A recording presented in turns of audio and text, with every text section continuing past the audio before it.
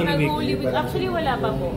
Pero, parang iniisip ko nga na gusto ko muna rin i-utilize yung Holy Week na to talaga na para mag-reflect din and humingi ng guidance pa sa mga next steps namin kasi April is parang papunta na ng half of the year diba? So bilis ng panahon ngayon March na.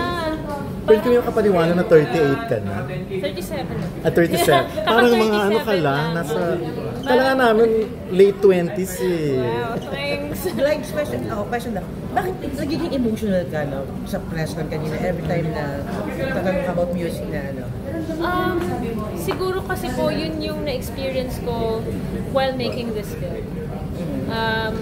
Dahil dun sa mensahe na ng pelikula at yung mga dialogues or yung mga lines na sinasabi ko sa pelikula na to, nare-remind ako na in the end, si Lord din talaga yung magtutulong sa atin sa kung ano man yung mga pinagdadaanan natin o yung mga prayers natin sa buhay. And siguro parang nare-remind din ako dun sa mga blessings na dumating din sa akin. At isa ito sa malaking blessing sa akin. Kamusta na kayo lang ng asawa mo right now? Okay naman kami. Magkasama kami ngayon. So, ang saya. Dahil may share ko sa kanya tong film. So, he will be able to watch this sa premiere. Kasi kinukwento ko to sa kanya. Pero very solid pa rin naman kami. At hopefully, mas-solidify pa through the years. Diba? Kasi gano'n siya katagal dito? 5 weeks lang, madali lang. Tapos so, hopefully made in the Philippines. Hopefully made in the Philippines. Plano lang bang magkabili? No pressure yun, pero sana, hopefully. Biglang naging gano'n. Biglang hinawakan. Sana. Okay. Pero hindi pa rin natin alam kung ano pa rin plano ni Lord sa amin. Diba? Pero pinagdasasal ko na rin talaga na dumating siya at ayun, magkaroon ng additional member sa family. Hindi ba mahirap? Ang dami mong ginagawa Oo nga Paano yun? Ang dami mong project. Oo nga paano set up pa ganyan? Paano set up namin? We try to make time talaga kahit na busy kami. Kaya nga kahit na for short time lang pumunta dito si David kasi alam niyang busy ako. So siya naman yung mas flexible sa amin kasi hawak niya naman yung schedule niya, yung business niya. Ako kasi hindi Diba? So ever since yung trabaho ko ay talagang dictated by kung ano yung napag-usapan sa prod or kung ano yung talagang ang daming mga elements na kailangan ayusin ko sa schedule ko. So since siya mas free siya ngayon. Ako naman next time pagka natapos ko na yung mga yung mga commitments ko, ako naman yung pupunta. Hindi ba mahirap? Hindi ka ba niya i-encourage na doon na lang kayo magstay? May mga pag-uusap kasi gusto ko rin talaga din yung buhay ko. Pagka nandun ako, parang it's parang balance ng kung ano yung buhay ko dito. Tahimik, tapos normal na pamumuhay, tapos wala akong iniisip na kahit na anong all time. Yung mga ganun, sobrang different na para mo ibang tao doon. Na-enjoy ko yung different side of reality. Kasi naging busy ka din before, sobrang busy. Dumating ka ba sa point na parang na-burn out ka, na ayaw mo na mag-showbiz? Masasabi ko na syempre, may mga times na napapagod ako. May mga times na kinoconsider ko na baka hindi rin talaga para sa akin tong showbiz. Pero since napamahal na rin ako, hindi yung hindi yung trabaho itself pero yung mga tao na nakakatrabaho ko, yung nasasabi ko, isa sa mga tinetreasure ko. Kasi through showbiz, may mga nakilala akong mga sobrang mababait na tao, mga genuine na tao na naging kaibigan ko, diba? Tapos natuto talaga ako sa buhay, natuto ko like yung talents ko, na-hone ko through this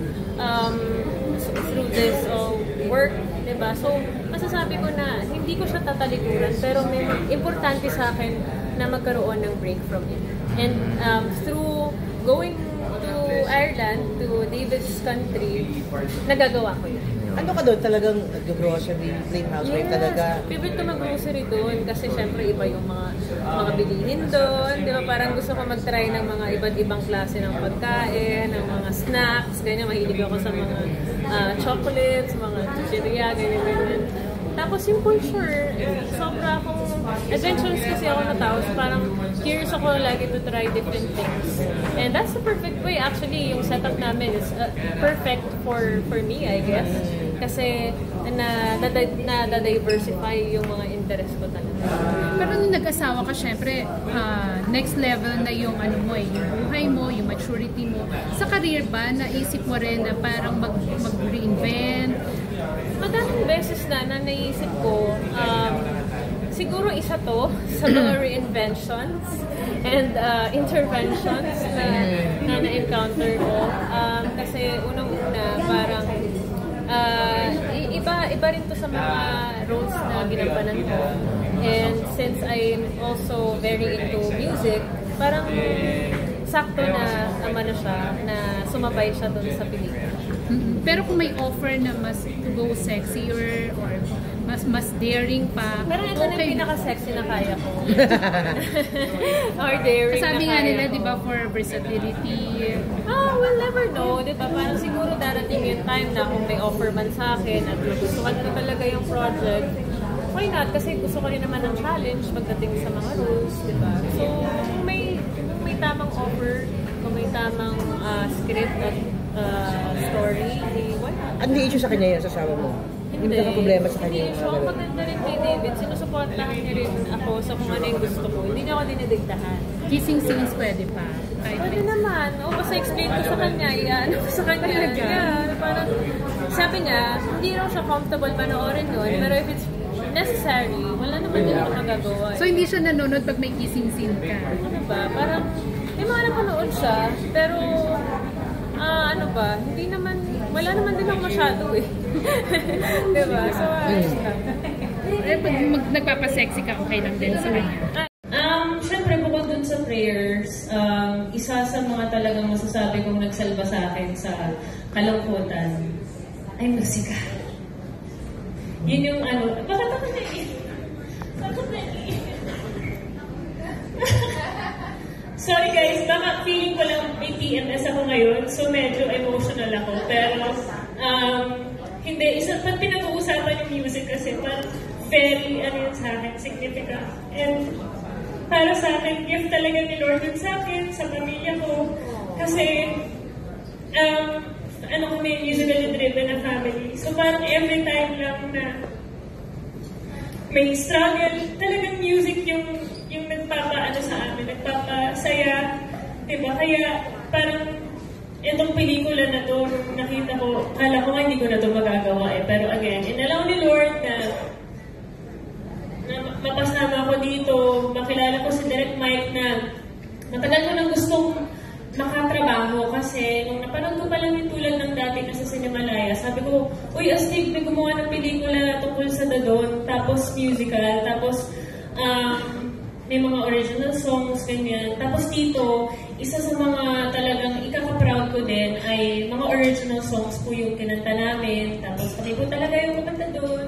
Nag-record kami. Tapos ang gaganda rin ng mga, it's such a pleasure and a blessing to work with talented musicians na talagang deserve din na marinig yung message ng kanta nila. So ayun, para sa akin talagang music saves lives.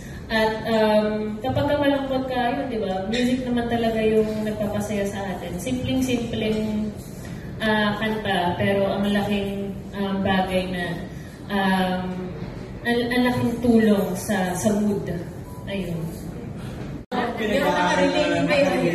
Pinagdaanan ng character natin na nakarelate. Oo, hirap kasi. Okay na, ako, yun lang. Pero, sa character din, mabigat talaga. So yun, ikaw nag-like. Ako siguro, nakarelate ako. Yung message talaga, actually hindi lang dun sa character ko, yung message ng buong pelikula eh. Kasi, yung sinasabi din ng character ko, actually nangungusap din sa akin. So parang sinasalamin ng character ko sa pelikula yung mensahe na gusto kong mapakinggan o pinagpe-pray ko. At ito yung sagot sa mga tanong ko at sa mga prayers ko. Kasi katulad nga ng sinabi ni Derek, na hindi na ako dito eh. Kasi hindi ko rin naman alam kung kaya kong mag-commit. Di ba, alam ni Miss Tracy yan. Thank you, Miss Tracy, for fighting and for, di ba, for your patience. Kasi ang hirap din po talaga ng sked kasi we're doing sangre. And kaya po rin din yung hair ko doon sa pelikula na hindi ko rin alam, papasok ba? Kasi naalala ko lang, time na ginawa ko yung DY, blank po yung hair ko noon kasi ginagawa ko yung Contessa. So, hindi ko alam kung kaya ko pang pagdaanan ulit yung face na yun na pag-araw-araw. Pero, inano ni Lord parang inayos na yung schedule ko na hindi naman din ako super busy nung time. So, parang may mga times na akala mo, yung mangyayari sa hinaharap, mas stress ka ng todo kasi ang daming binibigay sa'yo. Pero, parang sinasabi ni Lord, chill ka lang. Ako bahala, di ba? Gagawa natin yan ng paraan. So, last minute, nag-message ako kay Ate Rose. Ate Rose, parang nakita ko dun sa sketch na meron pala akong pwede pala. Baka naman pwede pa. Tapos di sumagot sa akin 3 araw. Sabi ko, wala. Kasi parang nang binangusap talaga sa akin na gawin mo yan. Na parang maganda yan. So, hinabol ko si Ate Rose. Tapos, sabi ko, yung 3 araw na yun, medyo excruciating siya kasi parang, di ba, yung walang sagot 3 araw. Tapos, tinitry ko na mention ko na yung sarili ko na kung hindi siya bumalik sa akin, hindi para sa akin ang pelikula. So, ikaw, nag-blow kayo. Diba? Pero nung, yun nga, nung sumagot finally, na ayos yun na doon. Sabi ko, ayun na, si Lord, gumawa na. So, ayun siguro, parang, yung tanong, sana nasagot ko ng maayos.